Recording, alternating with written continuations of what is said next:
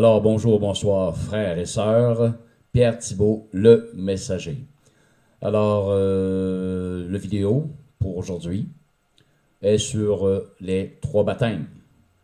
Le titre est donc les trois baptêmes essentiels dont tout croyant a besoin dans sa vie pour une vie victorieuse et glorieuse en Jésus. Pourquoi j'ai un micro? Ben, c'est parce que mon audio de mon computer ne fonctionne pas ou fonctionne très très mal, on ne m'entend pas, donc j'ai dû m'appareiller d'un microphone. Amen. Alors, les trois baptêmes. Premièrement, la Bible nous parle de trois baptêmes. La Bible nous parle de trois baptêmes? Eh oui. Un, le baptême de repentance. Ça ressemble à quoi le baptême de la repentance? Eh bien, en réalité, ce qui se passe, c'est quand une personne se convertit à Jésus-Christ, eh bien, il se repent de ses péchés. OK? Ensuite viennent les autres baptêmes, mais premièrement, c'est le Saint-Esprit qui convainc la personne et qui baptise finalement cette personne-là dans une nouvelle vie, dans une nouvelle famille. OK? Parce que la personne qui n'était pas un enfant de Dieu devient un enfant de Dieu. Et c'est le Saint-Esprit qui l'a amené cette personne-là vers Jésus-Christ. Nous allons lire en Jean 6, verset 44. Jean 6, verset 44, on va voir l'œuvre du Saint-Esprit à ce moment-là, ses fonctions. 6, 44. Alors, il est écrit nul, ok, c'est Jésus qui parle. Nul ne peut venir à moi si le Père qui m'a envoyé ne l'attire. On peut aussi bien dire si le Saint-Esprit ne l'attire à moi.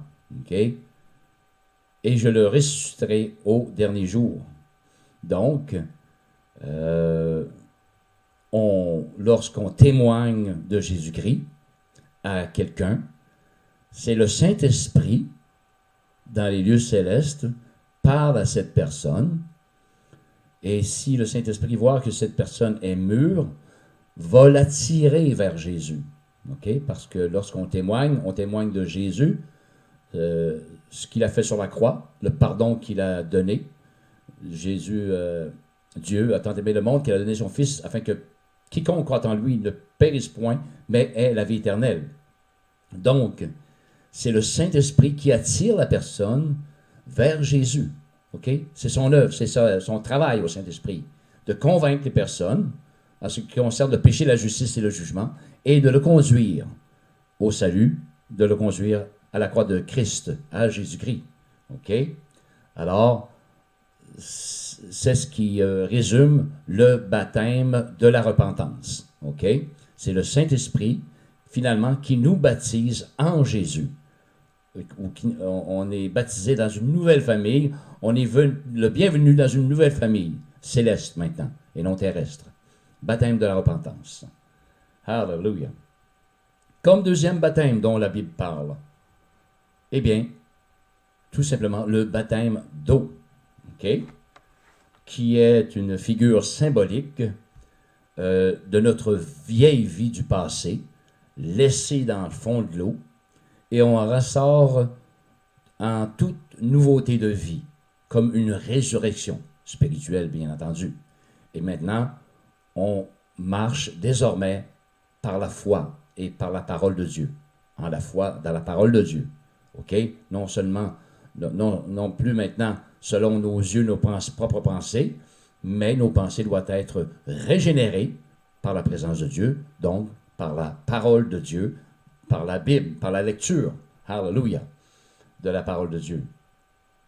Le baptême d'eau, on va voir un exemple ici de l'eunuque, l'Éthiopien, avec Philippe dans Acte 8, versets 36 à 38. Acte 8, versets 36 à 38. OK? Ça nous dit donc, OK, alors Philippe, l'homme de Dieu, ouvrant la bouche et commençant par ce passage, il parlait à l'Éthiopien.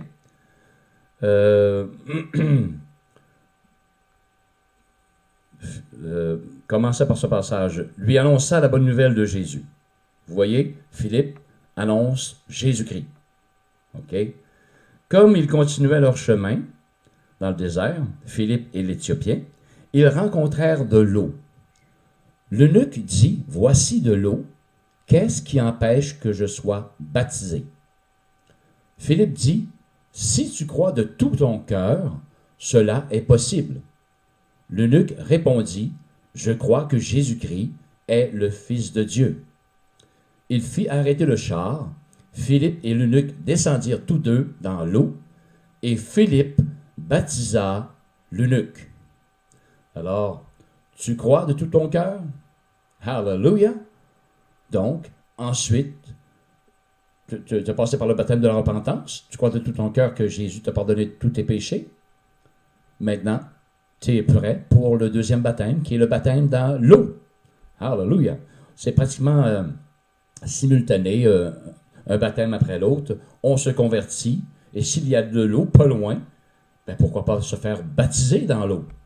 Se baptiser dans le baptême de la repentance, pardon. Ensuite, s'il y a de l'eau, pourquoi pas être baptisé dans l'eau? OK? Le baptême de la repentance, le baptême dans l'eau sont pratiquement similaires. OK? Hallelujah! Donc, ça veut dire qu'on laisse notre vieille vie. L'eunuque, ici avec Philippe, était décidé maintenant qu'il avait entendu parler de Jésus, avait donné son cœur au Seigneur et avait décidé maintenant de se faire baptiser, de laisser sa vieille vie et de recommencer en nouveauté de vie. Hallelujah. Amen. Et cela est possible pour toi, cher ami. Amen. Hallelujah. Oh, hallelujah. Ensuite, comme troisième baptême. Oh, on connaît, oui, le baptême de la repentance. On se convertit. Lorsqu'on se convertit, c'est le baptême de la repentance. Il y a de l'eau maintenant. On veut faire peau neuve. Hallelujah. On se sauce dans l'eau. On s'immerge dans l'eau. On ressort. Hallelujah. Symboliquement en nouveauté de vie. Et maintenant, il y a le troisième baptême, le baptême du Saint-Esprit. Malheureusement, ce troisième baptême-là, c'est pas tous les croyants qui ont passé par. Bien souvent, oui, on a passé par la repentance. Hallelujah. On a passé par les eaux du baptême, dans le bain. Hallelujah. Dans une rivière, dans le lac, qu'importe. Mais il est malheureux de constater que plusieurs croyants n'ont pas nécessairement passé par le baptême du Saint-Esprit. C'est quoi le baptême du Saint-Esprit? C'est une puissance, hallelujah, afin d'être des témoins puissants et efficaces, et en même temps d'exercer les dons spirituels pour glorifier le Seigneur Jésus. Hallelujah. Parce que sans Saint-Esprit, on ne peut pas exercer les dons spirituels. C'est une impossibilité. Pas de Saint-Esprit, pas de dons spirituels. Tu es baptisé dans le Saint-Esprit, du Saint-Esprit, alors c'est possible pour toi d'exercer les dons spirituels. Amen. Et d'être un témoin efficace. Hallelujah. Parce que la Bible nous dit, justement, on va lire en Matthieu 3, versets 11 et 12. Matthieu 3, versets 11 et 12. C'est l'apôtre, c'est Jean le Baptiste qui parle. Jean dit, « Moi, je vous baptise d'eau pour vous amener à la repentance. Mais celui qui vient après moi est plus puissant que moi, et je ne suis pas digne de porter ses souliers. Lui, il vous baptisera du Saint-Esprit et de feu. » Vous voyez comme c'est vraiment, mais vraiment important, hallelujah, d'être baptisé du Saint-Esprit, non seulement de la repentance, non seulement du baptême d'eau, mais également du baptême du Saint-Esprit, pour être des témoins efficaces, comme on vient de lire, et pour exercer les dons spirituels. Amen. Mais là, contrairement au début de la repentance, le Saint-Esprit nous baptise en Jésus, mais là, le baptême du Saint-Esprit, c'est Jésus qui nous baptise du Saint-Esprit. Amen. Lui, en parlant de Jésus, il vous baptisera du Saint-Esprit et de feu. Alléluia. Un feu consume tout ce qui n'est pas bon, tout ce qui n'est pas de Dieu. Amen. Alléluia. C'est la raison pour laquelle nous avons réellement besoin du baptême du Saint-Esprit pour brûler tout ce qui n'est pas de Dieu dans nos vies. Amen. Hallelujah. Amen. Donc, on vient de passer au travers les 3 baptêmes. Baptême de la repentance, lorsque quelqu'un se repent de ses péchés, se convertit, vient à Jésus-Christ, c'est le Saint-Esprit l'amène en Jésus, alléluia, le baptise en Jésus, dans une nouvelle famille céleste. Le baptême de l'eau, qui est symbolique que tu laisses ta vieille vie dans le fond de l'eau et que tu en ressors, alléluia, en nouveauté de vie, une résurrection spirituelle. Et finalement, le baptême du Saint-Esprit qui nous donne le power, une puissance pour témoigner, alléluia, efficacement du nom de Jésus-Christ et également d'opérer dans les dons du Saint-Esprit, les dons spirituels. Amen. Hallelujah. Et si on veut vraiment une vie victorieuse et glorieuse en Jésus, eh bien, nous, comme croyants, frères et sœurs, nous avons besoin de ces 3 baptêmes. C'est essentiel. Tout à fait essentiel. Hallelujah. Et je vous montrerai, je vais faire un genre de analogie aussi avec les 3 genres de baptême. Si on va voir dans l'Ancien Testament, j'ai ça ici en quelque part, OK, la tente d'assignation, OK, il y avait comme 3 lieux, le parvis extérieur, le lieu saint et le lieu très saint, OK, donc le parvis, c'est là se trouvait pour faire les sacrifices. Là où on égorgeait les animaux, le sang coulait là sur le sacrifice, sur l'autel des sacrifices, dans le parvis. Amen. Ce qui est représentatif du sang de Jésus-Christ ou du baptême de la repentance. Quelqu'un qui vient à Jésus, hallelujah, commence par entrer par la porte qui est Jésus. Donc, dans le parvis. Et là, il accepte le sacrifice de Jésus dans son cœur. Comme dans l'Ancien Testament, Dieu acceptait le sacrifice des animaux pour le péché du peuple. OK? Donc, baptême de repentance dans le parvis. Ensuite, il y avait la cuve d'airain dont l'eau était dedans. OK? Ensuite, les sacrificateurs lavaient leurs outils et se lavaient les mains dans cette cuve d'eau, dans cette cuve d'airain. Donc, ensuite, après le baptême de la repentance, c'était une figure du baptême aussi dans l'eau. OK? Alors, on est dans le parvis. Ensuite, il y a le lieu saint et le lieu très saint. Dans le lieu saint, un instant. En tout cas, je ne l'ai pas ici, malheureusement. Ça comprenait toutes sortes de choses, la table de proposition, les pains de proposition, ainsi de suite. Il y avait aussi le chandelier.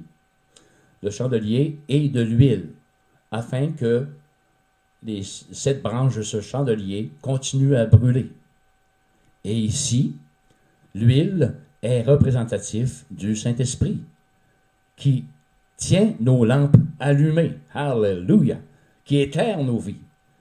Et seulement là, tu peux entrer là où est l'arche de l'Alliance, dans le lieu très saint. Tu ne peux pas entrer dans le lieu très saint si tu passes seulement que par le sacrifice, par l'autel de sacrifice. Ensuite, tu as la cuve d'airain pour se laver. Et ensuite, tu as l'huile pour allumer, pour maintenir, hallelujah, la lumière, afin que tu puisses entrer finalement, comme le sacrificateur, une fois par année, entrait dans le lieu très saint. Mais nous, frères et sœurs, nous avons cette possibilité-là. Si tu as passé par la repentance, si tu as passé par les eaux du baptême, et si finalement tu es passé par le baptême du Saint-Esprit, tu entres directement dans la présence de Dieu. Hallelujah! Comme dans l'Ancien Testament, comme dans la tente d'assignation. Hallelujah! Amen! Donc, on ne peut pas entrer dans la présence de Dieu sans être baptisé du Saint-Esprit. Amen! Hallelujah! Il faut être baptisé du Saint-Esprit pour réellement entrer dans la présence de Dieu. Hallelujah! Donc, frères et sœurs, celui, celle qui est baptisé dans le Saint-Esprit peut entrer dans la présence de Dieu. Amen. Dans Romains 8, qu'est-ce que ça nous dit par rapport à cela? Ça nous dit, de même aussi l'Esprit Saint, bien entendu, l'Esprit de Dieu, nous aide dans notre faiblesse, car nous ne savons pas ce qu'il nous convient de demander dans nos prières. Si par notre intelligence, je prie pour telle personne, je prie pour ci, pour ceci, pour cela, pour telle mission, pour telle institution. Avec notre intelligence, frères et sœurs, c'est plutôt... on doit peut-être manquer le bateau en quelque part. Il y a sûrement des points essentiels à élever devant le trône de Dieu, mais que nous oublions. OK? Avec notre sagesse ou avec notre intelligence, on peut passer à côté. Mais avec l'Esprit de Dieu, c'est ça qui est merveilleux avec le Saint-Esprit de Dieu, lorsque tu es baptisé du Saint-Esprit, hallelujah, il nous aide dans notre faiblesse, car nous ne savons pas ce qu'il nous convient de demander dans nos prières. Mais l'Esprit lui-même, hallelujah, intercède par des soupirs inexprimables. Le fameux parler en langue. Folie pour les uns, pour plusieurs peut-être, mais sagesse de Dieu. Amen. Pour confondre les sages. Peut-être même parmi les croyants, il y a des sages et qui disent, c'est quoi ce charabia? Alléluia! Mes chers frères et sœurs, c'est pour vous confondre. c'est la sagesse de Dieu. La sagesse de Dieu est plus sage que la sagesse des hommes. Amen. J'aime ça. Hallelujah. Donc, l'Esprit lui-même intercède par des soupirs inexprimables, et celui qui sonde les cœurs connaît quelle est la pensée de l'Esprit, parce que c'est selon Dieu qu'il intercède en faveur des saints. Donc, c'est selon la pensée de Dieu, hallelujah, l'intelligence de Dieu, si on veut, que l'Esprit Saint intercède par des soupirs inexprimables auprès de Dieu. Hallelujah. Alors, il intercède, le Saint-Esprit, selon Dieu. Alors, il est sûr de ne pas passer à côté de tout ce que nous avons dans notre cœur, d'assimiler là, toutes sortes de requêtes. Hallelujah. Alors, si nous nous exprimons par des soupirs inexprimables, hallelujah, le charabia dont certains croyants disent, mais c'est la sagesse de Dieu qui l'a voulu ainsi. Et Paul en parle. Hallelujah. De ne pas empêcher de parler en langue. Hallelujah, dans les églises. Mais que tout se fasse en ordre et pour l'édification du corps de Christ. Par contre, hallelujah. Donc, c'est ça, frères et sœurs, celui qui est baptisé du Saint-Esprit, nous avons cette, hallelujah, glorieuse capacité, hallelujah, qui nous vient du Saint-Esprit même, de se décharger auprès de Dieu, hallelujah, et de ne pas manquer le bateau, car le Saint-Esprit intercède pour nous en faveur de Dieu, hallelujah, et amen, hallelujah, et laissez couler le Saint-Esprit. Vous, frères et sœurs, qui n'avez pas reçu le Saint-Esprit encore, selon Paul, de parler en langue et être baptisé, hallelujah, au travers des langues. Amen. Vous manquez le bateau. Amen. Non seulement vous avez besoin du baptême de la repentance, non seulement vous avez besoin du baptême des eaux, de l'eau, mais vous avez besoin du baptême du Saint-Esprit également. Amen. Si vous voulez avoir une vie victorieuse, glorieuse, qui n'est pas plate, qui n'est pas morne, hallelujah, vous avez besoin du baptême du Saint-Esprit. Recevez le Saint-Esprit de Dieu. Hallelujah. Ah ben moi, quand je me suis converti, j'ai reçu le Saint-Esprit. OK, oui. Hein? Merveilleux. Non, ça peut arriver. C'est possible. Ça peut arriver. Je reviens toujours sur ces versets dans Actes, je ne sais pas trop quoi. Quand Paul rencontrait des nouveaux chrétiens, des nouveaux croyants, Paul leur a demandé, lorsque vous avez cru, avez-vous reçu le Saint-Esprit? Et il me semble de voir ces 5-6 gars-là, on n'a même pas entendu parler qu'il y ait un Saint-Esprit. Alors, Paul leur exposa encore mieux, hallelujah, avec plus d'options, hallelujah, ce qui concerne Jésus-Christ. Et a sûrement parlé du baptême du Saint-Esprit. Oui, parce que c'était la raison pour laquelle il était là. Pour qu'ils reçoivent le Saint-Esprit. Ces nouveaux convertis-là aussi avaient besoin du Saint-Esprit de Dieu. Hallelujah! Et si vous voulez pas avoir une vie morne, plate, frères et sœurs, recevez le Saint-Esprit de Dieu. Amen. Il est pour vous, il a été pour moi, il est pour vous et pour vos enfants. Vos fils et vos filles prophétiseront. Hallelujah! Lorsque vous recevrez le Saint-Esprit dans les derniers jours, vos vieillards auront des visions, vos jeunes gens auront des visions et vos vieillards des songes. Alors, frères et sœurs, n'oubliez pas ces 3 baptêmes si essentiels. Mais le dernier, je crois que c'est le plus haut, entre parenthèses, dans lequel vous allez être bien. Vous allez vous décharger. Hallelujah. Des fleuves d'eau vive vont couler de votre sein. Vous allez devenir un témoin efficace. Vous allez témoigner avec affront, avec audace. Hallelujah. Le précieux nom de Jésus-Christ de Nazareth. Et vous allez imposer les mains aux malades. Et les malades sont guéris. Amen. Au nom de Jésus-Christ de Nazareth. Recevez le Saint-Esprit de Dieu, frères et sœurs. Ce 3e baptême, hallelujah, faites l'expérience. Amen, hallelujah. Enfermez-vous dans une chambre ou quoi que ce soit et dites, je veux recevoir ton baptême du Saint-Esprit. Oh Jésus, c'est Jésus qui baptise du Saint-Esprit et de feu. Hallelujah. Frères et sœurs, merci de m'avoir écouté et si vous avez des questions, des commentaires, écrivez-moi, aucun problème là-dessus. Je suis ouvert. Amen. Soyez bénis. Il y a une prochaine. Ciao. Amen.